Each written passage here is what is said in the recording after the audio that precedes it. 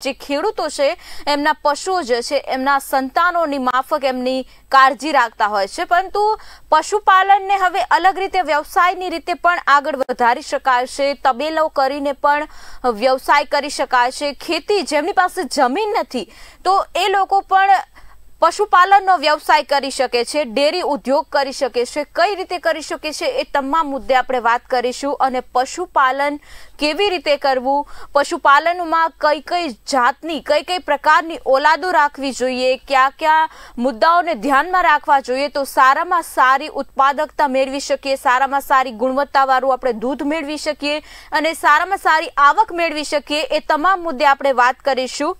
એ માટે નજર કરીએ પહેલા પશુપાલનના તબેલાઓ ઉપર. ગૌશાળાની જેમ જ તબેલાનો વ્યવસાય અલગ રીતે કરી શકાય છે.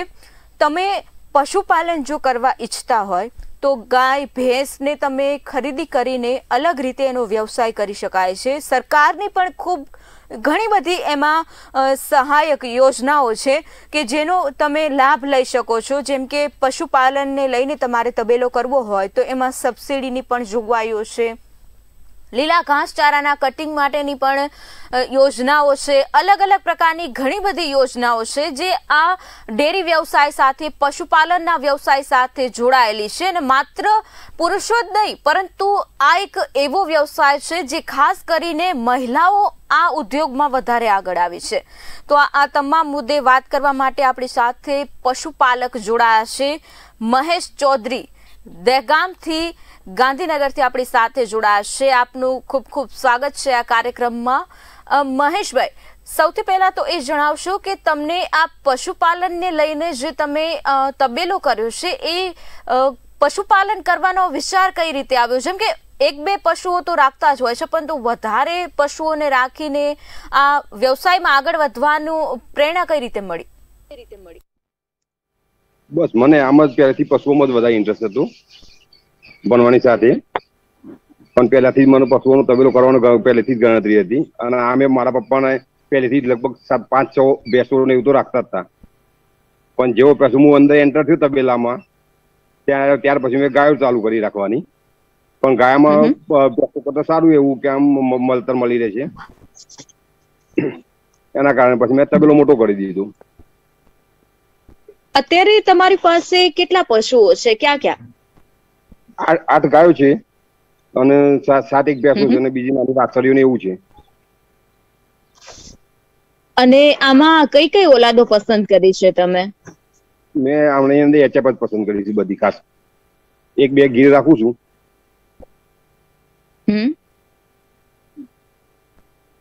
અને આ જે પશુઓ છે તો અલગ અલગ પશુઓ અને અલગ અલગ કાળજી પ્રમાણે, જો કે આમ તો દૂધની ઉત્પાદકતા છે એ અલગ અલગ હોય છે, પરંતુ જો સરખી રીતે વ્યવસ્થિત રીતે એની માવજત કરવામાં આવે, એની કાળજી રાખવામાં આવે, યોગ્ય રીતે એને ખોરાક આપવામાં આવે, દાણ છે એમાં ઘણું બધું મહત્વ રાખે છે. જેમ કે સમયનું મહત્વ ખૂબ જ હોય છે. તો કયા કયા સમયે તમે એમને નિરણ આપો છો? એક તો સવારમાં દોયા પછી બપોરે 11:30 અને સાંજે રાત્રે સીધું આપવાનું પછી દોયા પછી વચમાં કોઈ અંદાજિત તો કેટલા પ્રમાણમાં આપતા હશો? જી, અંદાજ લીલો ઘાસચારો સવારમાં અને સાંજે લીલો ઘાસચારો હોય છે, બપોરે સૂકો ઘાસચારો આપવાનો. એટલે અંદાજિત તમે કેટલું આપતા હશો એમને ઘાસ? જેમ કે ઘણી વખત એવું થતું હોય કે ઢોર છે એ ભૂખ્યું રહી જાય તો દૂધ જયારે આપણે દોહવાનો સમય આવે ત્યારે પણ તકલીફ થતી હોય છે. તો પશુ સંપૂર્ણ રીતે ધરાઈ જાય એ કઈ રીતે ખબર પડે? મતલબ કેટલું ઘાસ એમને આપવું જોઈએ? ઘાસ 20 કિલો તો કન્ટિન્યુ જોઈએ જ એમને એક ટાઈમનું. સવારમાં લીલો ઘાસચારો જે આપવામાં આવે એ 1 મણ જેવો આપવામાં આવે છે. એટલે 20 કિલો સંપૂર્ણ રીતે એમને એટલું એક ટાઈમ નું ખાવાનું જોઈએ છે? હા, એક ટાઈમ નું, એક સમય એટલું જોઈએ છે. એક સમય એટલું. દોહવાનો સમય કઈ રીતે નક્કી કર્યો છે તમે? દોહવાનો સવારે 4:30 નો, સાંજના 4:30 નો ટાઈમ. અને સાંજનું પણ 4:30. 12 કલાક પછી. બરાબર. એટલે 12 કલાકનું અંતર રાખ્યું છે, જેમ કે સવારે 4:30 થી સાંજે 4:30 12 કલાક, અને સાંજે 4:30 થી સવારે 4:30 એટલે 12 કલાક થયું છે. એટલે સંપૂર્ણ રીતે એમને ખવડાયા, દોઈ લીધા પછી એમને નિરણ કરવામાં આવે છે, અને સાંજે પણ દોઈ લીધા પછી નિરણ કરવામાં આવે છે. નિરણ કર્યા પછી કેટલી કલાક પછી અંદાજિત દોતા હશો? દોયા પછી નિરણ કરવામાં આવે છે. હા, એટલે સાંજે 4:30 દોવાઈ ગયું છે, ત્યાર પછી એમને રાત્રે તમે નિરણ કરો છો, તો એ પછી 6:30 થી 7 વાગ્યા સુધી નિરણ કરી દેવાનું એમનું. બરાબર. એટલે 7 વાગ્યા પહેલા નિરણ કરી દેવાની છે, પછી સવારે 4:30 દોવાનું છે. હા, એટલે અંદાજિત 7 થી 8 કલાક પહેલા તો કમ્પ્લીટ નિરણ કરી જ દેવાનું છે. એટલે દૂધ ઉત્પાદનમાં સારી રીતે કાળજી રાખી શકાય છે. એમને પાણી પીવડાવવા માટે શું કાળજી રાખવાની છે, કઈ કઈ બાબતો ધ્યાનમાં રાખવાની છે? કુંડાની ઓટોમેટિક સિસ્ટમ કરેલી છે. એમને જેટલું પાણી પીવું એટલું પીવાઈ જાય એમને મતે જ. એટલે દિવસમાં કેટલી વખત પાણી પીવડાવો છો? કુંડા સિસ્ટમ જ છે, ઓત બનાવેલું છે, એમાંથી ઓટોમેટિક જ પાણી જાય એના કુંડામાં. એને જેટલું પીવું એટલું પી લે એના મતે કોઈ બી ટાઈમે પી શકે. એટલે તમે છૂટા રાખો છો? ના, તબેલો બનાવી બાંધેલા જ રાખવાના. અને બરાબર. એટલે ટૂંકમાં એને બાંધેલો છે, એની બાજુમાં જ એમના કુંડા બનાવેલા છે. બાજુમાં કુંડા બનાવેલા છે, એટલે પાણી અને જ્યારે પીવું હોય ત્યારે પી શકીએ. ખૂબ સરસ. એટલે કે આમ જોવા જઈએ તો જયારે 1-2 પશુઓને રાખતા હોય છે ત્યારે આ ખૂબ મહત્વનું છે, કારણ કે સવારે બપોરે સાંજે ઘણા પશુઓને પાણી પીવડાવતા હોય છે, અને ઘણાને તમે જે વ્યવસ્થા કરી છે એ હવે ખેડૂતોને જેમ જેમ જાગૃતિ આવે છે, પશુપાલકોને એ રીતે હવે આ વ્યવસ્થા કરે છે. એટલે આ ખૂબ જ મહત્વ ધરાવે છે કે તમે પશુઓને કેટલા સમય પાણી પીવડાવો છો, કયા સમયે ઘાસચારો આપો છો. જેમ કે તમે દોહ્યા પહેલા એમને થોડી વાર પહેલા તમે એમને નિરણ પૂરી પાડી દો છો, તો એમને દોહ્યા પછી પણ નિરણ યોગ્ય સમય, જેમ કે સવારે દોહવાનો સમય છે તો સાંજે યોગ્ય સમય એમને નિરણ પૂરી પાડવી જોઈએ, તો વ્યવસ્થિત રીતે તમને સવારે દૂધ મળી રહેશે. અને સાંજના દૂધ માટે પણ સવારે દોહ્યા પછી વ્યવસ્થિત રીતે એમને નિરણ પૂરી પાડવી જોઈએ, તો વ્યવસ્થિત રીતે સાંજનું દૂધ મળે છે. કારણ કે દૂધ ઉત્પાદકમાં ઘણા બધા સવાલો હોય છે કે ઘણી વખત દૂધ ઉત્પાદન અચાનક ઘટી જતું હોય પશુઓનું, કોઈ બીમારીના કારણે હોય, અથવા તો જે રીતે તમે શેડ્યુલ બનાવેલું છે ટાઈમ ટેબલ કે સવારે 4:30 જ દોવાનું છે, સાંજે 4:30 જ દોવાનું છે, તો સમયમાં પણ ફેરફાર કરવામાં આવતો હોય તો એમનો પણ ટાઈમ ટેબલમાં ખોરવાઈ જતું હોય, એટલે પણ દૂધમાં તકલીફ થતી હોય છે. તમે એમને ખાસ દૂધની ગુણવત્તા અને દૂધ ઉત્પાદન વધારવા માટે તમે એને જે દાણ આપો છો એ કયા દાણનો ઉપયોગ કરો છો, કેટલું આપો છો? અમે અમૂલ દાણનો ઉપયોગ કરીએ છીએ. એ દાણ 1 લીટર ઉપર 3 કિલોનો અંદાજ છે. 1 લીટર ઉપર 3 કિલો? 3 કિલો દાણ અને મકાઈ પાપડી. 3 કિલો દાણ અને મકાઈ પાપડી કેટલું આપો છો? મકાઈ પાપડી સમથિંગ 1 કિલો આસપાસ. એટલે આ દિવસમાં એક વખત આપવાનું છે કે 2 વખત? બંને ટાઈમ. દોતી વખતે કાન મૂકી દેવાનું એમને. ઓકે, એટલે આ મૂકીને પછી એમને દોવા બેસવાનું છે બંને ટાઈમ? અને અંદાજિત તમારી પાસે જે પશુઓ છે ગાય અને ભેંસ, એ અંદાજિત કેટલી દૂધ ઉત્પાદન ક્ષમતા છે એમની? 10 થી 12 લીટર નો અંદાજ છે બધું ગાયોનું, અને ભેંસો 5 થી 6 લીટર. એટલે દિવસનું વાત કરો છો કે એક સમયની, એક ટાણાની? એક ગાયની વાત છે. તો એક ગાય 10 થી 12 લીટર દૂધ કાઢે એમ એક દિવસમાં, ને એક ટંક સવારમાં અને સાંજે અલગ. ઓકે, એટલે સવારમાં 10 થી 12 લીટર અને સાંજે 10 થી 12 લીટર. સાંજે 10 થી 12 લીટર. ભેંસો તો સવારે 5 થી 6 નું, સાંજે 5 થી 6 લીટર. હવે આ વ્યવસાયમાં તમે આગળ વધ્યા છો, પશુપાલન કરી રહ્યા છો, તો દૂધ ઉત્પાદનતા તમે કરી રહ્યા છો, એટલે દૂધનો તો તમે ડેરીમાં ભરાવતા હશો, તો દૂધમાંથી તમે કોઈ ઘી કે માખણ કે એવું કરીને તમે કઈ આવક મેળવી રહ્યા છો કે સંપૂર્ણ રીતે ડેરીમાં જ ભરાવી દો છો? ડેરીમાં જ ભરાઈએ છીએ. બધું ડેરીમાં જ ભરાવો છો. અને આમાં તમારે આવક કેટલી થતી હશે? મતલબ પશુપાલન એક તમે તબેલો કર્યો છે એટલે એક વ્યવસાયની રીતે, જેમ કે ખેતી છે એવી રીતે પશુપાલનમાં આગળ વધી રહ્યા છો, તો એમાંથી તમારી પાસે જે પશુઓ છે એમાંથી તમને કેટલી આવક મળતી હશે? આમ સમથિંગ વર્ષનું હું 12 થી 13 લાખનું દૂધ ભરી શકું છું. 12 થી 13 લાખનું એટલે વર્ષનું વાર્ષિક? અને અંદાજિત આ સંપૂર્ણ જે ખર્ચ છે એ ખર્ચ કેટલો આવતો હશે? ખર્ચ લગભગ 6 થી 7 લાખ રૂપિયા ખર્ચ આવે. 6 થી 7 લાખ રૂપિયા ખર્ચ આવે છે અને એની સામે તમે 10 થી 12 લાખનું દૂધ ભરાવો છો. એટલે આમ સરેરાશ ગણવા જોઈએ તો વાર્ષિક રીતે તમને આટલા પશુઓમાં 5 થી 6 લાખની આવક મેળવી શકો છો તમે. આવક મેળવી શકાય. અને જી, એટલે પશુપાલન તમે આ તબેલો કર્યો છે તો એની માહિતી તમને મળી હશે, તો એમાં કોઈ યોજનાનો તમે ઉપયોગ કર્યો છે, લાભ લીધો છે કોઈ યોજનાનો? લીધો, જાતે ધીરે ધીરે બધું ડેવલપ કરેલું છે.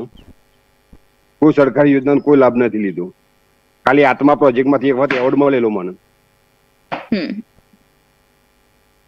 એટલે પશુપાલન ખાસ કરીને ખેડૂતો અને ખાસ કરીને આ એક એવો વિષય છે કે તમે આ વિષયમાં રસ ધરાવતા હોય ને તો આ બિઝનેસમાં મજા આવે છે, આ વ્યવસાયમાં મજા આવે છે. જેમ કે આપણે રસનો વિષય હોય ને તો એમાં વધુ ને વધુ આપણે કાળજી રાખવાનું અથવા તો વધારેમાં વધારે એને આગળ વધારવા માટેના આપણે પ્રયત્નો કરતા હોઈએ. અને પશુપાલન એટલે એક ખાસ આમાં ધ્યાન રાખવા જેવું છે. જેમ કે 1-2 પશુઓ હોય, આપણે વાત કરી કે પશુઓ 1-2 હોય છે તો ખેડૂતો પોતાના સંતાનોની જેમ જ એની જાળવણી કરતા હોય છે. એટલે એને જો પશુપાલન સંપૂર્ણ રીતે કરી રહ્યા છો અને આટલા બધા પશુઓ રાખી રહ્યા છો એટલે તમારે સંપૂર્ણ રીતે એમને ધ્યાન રાખવું જ જોઈએ. તો તમે તબેલામાં તમે જાતે મહેનત કરો છો યા આટલા બધા પશુઓ છે તો તમે એકલા તો ના પહોંચી શકતા હોય, તો કઈ રીતે એમને પહોંચી વળો છો?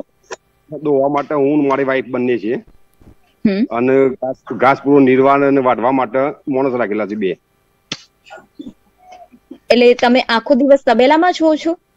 ના, આખો દિવસ તો શું કહું, 2 ટાઈમ દોવાના એ ટાઈમ આવવાનું અને ઘાસ પૂરો નિર્વાણ હોય એ ટાઈમ આવવાનું. બરાબર. એટલે આમ જોવા જઈએ તો દિવસમાં 4 થી 5 વખત તો તમે તબેલામાં આવો જ છો ને પશુઓ પાસે? તબેલો ઘર જોડે જ છે.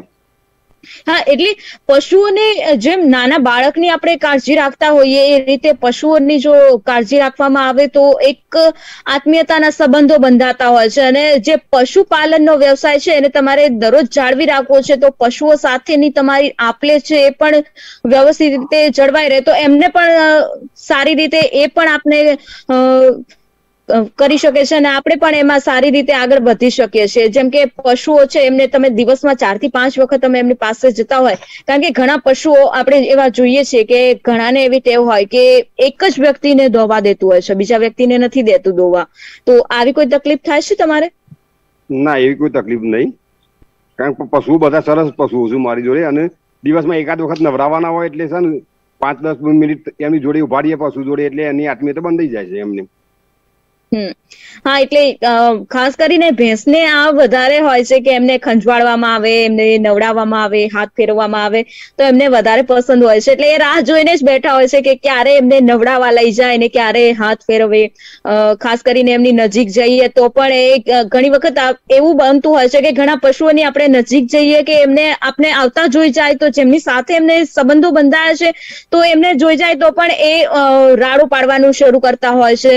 અને ખાસ કરીને જ્યારે પશુઓને આ રીતે નવડાવવામાં સાર સંભાળ રાખવામાં આવતું હોય છે તો એ પણ આપણે વ્યવસ્થિત રીતે કોઓપરેટ કરતા હોય છે. એટલે જે રીતે આપણે સાર સંભાળ રાખીએ છીએ તો ઘણી વખત એવું બનતું હોય કે કોઈ પશુ છે તો એ આમ તમામ વ્યક્તિને ઘણી વખત મારતા હોય છે, એવું પણ બને છે. પણ જેમની સાથે એમની વ્યવસ્થિત રીતે એમની સાર સંભાળ રાખતા હોય ને એ વ્યક્તિને સાથે એ વ્યવસ્થિત રીતે ચાલતા હોય છે. જેમ કે એમને છોડવાના હોય, બાંધવાના હોય, પાણી કે નિરણ કંઈ પણ કરવાનું હોય તો એમને એ મારકૂટ નથી કરતા હોતા. આ અનુભવ તમારો કેવો રહ્યો છે? નહીં, મારું પશુ તો લગભગ કોઈને મારતું નથી અને એના જોડે જેટલે હાથ ચાટે આપણો સરસારી ઉપર કારણ કે જીભ ફેરવે એવું જ કરે એ તો. હા, એટલે ખાસ કરીને આપણે વાત કરીને જે રીતે સાર સંભાળ રાખીએ ને એટલું પશુઓને પણ આત્મીયતા આપણી સાથે બંધાતી હોય છે. અને જી, બરાબર. એટલે આ સંપૂર્ણપણે તમારો જે રહ્યો છે તબેલાનો અનુભવ એ કેવો રહ્યો છે? તમે કોઈ ખાસ કરીને કોઈ ખાસ કાળજી લો છો પશુઓની, કે ખાસ કરીને આ તબેલાને આગળ વધારવા માટે, આ વ્યવસાયને આગળ વધારવા માટે કોઈ ખાસ કાળજી લેતા હોય એવું કંઈ? કાળજી તો ઘણી બધી, પણ એમાં શું છે, મિનરલ મિક્સર આવું બધું આપીએ ને પશુઓને, એટલે એમની ઇમ્યુનિટી થોડી પાવરફુલ રહે, તો બીમારી કોઈ આવતી નથી મારા પશુઓમાં. એને થોડું થોડું ખાંડની અંદર મીઠું, થોડો ગોળ, આવું બધું ચાલુ રાખવું પડે, તો દૂધ ઉત્પાદન બી સારું રહેશે એનાથી. તમારી પાસે જે ઢોર છે, ગાય કે ભેંસ, એ કેટલો સમય સુધી તમને દોહવા દે છે? ગાય હોય તો ગાભણ ત્યાં 7 મહિના સુધી દોઈએ છીએ અમે એને. 2 મહિના ગાભણ હોય તો છોડી દેવાની, પછી વિવાહ પછી દોવાની. ભેંસ હોય તો 6-7 મહિના સુધી દે, પછી એને બી છોડી દેવાની. બરાબર. એટલે એટલો દર વર્ષે મતલબ વિયાય છે? દર વર્ષે વિવાહ પછી 2.5 થી 3 મહિનામાં ફરીથી હીટમાં આવી જાય એટલે એને બીજદાન કરી દઈએ. એટલે એકાદ વખત જ ફરી ઉઠલો મારે, આમ તો કશું વાંધો નથી આવતો પશુઓમાં. એટલે યોગ્ય રીતે આ જે પ્રોસેસ છે એમને પણ ખૂબ મહત્વથી અને ખૂબ કાળજીપૂર્વક એનું ધ્યાન રાખવામાં આવે છે. દર વર્ષે જે પશુઓ છે એ વિયાતા હોય છે, એટલે દર વર્ષે લગભગ વિયા એટલે લગભગ આપણે એમને, તમે કહ્યું કે 2-2.5 મહિના સુધી જ આપણે એમને દોહવાનું છોડવું પડે છે, ત્યાં સુધીમાં તો ફરી વખત દૂધ આપવાનું શરૂ થઈ જાય છે. મહેશભાઈ, ખૂબ સરસ માહિતી આપી તમે પશુપાલનને લઈને અને તબેલાને લઈને. એટલે ખાસ કરીને જે પશુપાલકો આ વ્યવસાય છે એમાં જે રસ ધરાવે છે ને એમને ખૂબ ખૂબ સરસ માહિતી મળી રહી હશે, અને ખાસ કરીને જે વ્યવસાય આ બાબતે ધરાવે છે તો એમને પણ સંપૂર્ણ માહિતી મળી ગઈ છે. એ માહિતી આપવા બદલ આપનો ખૂબ ખૂબ આભાર.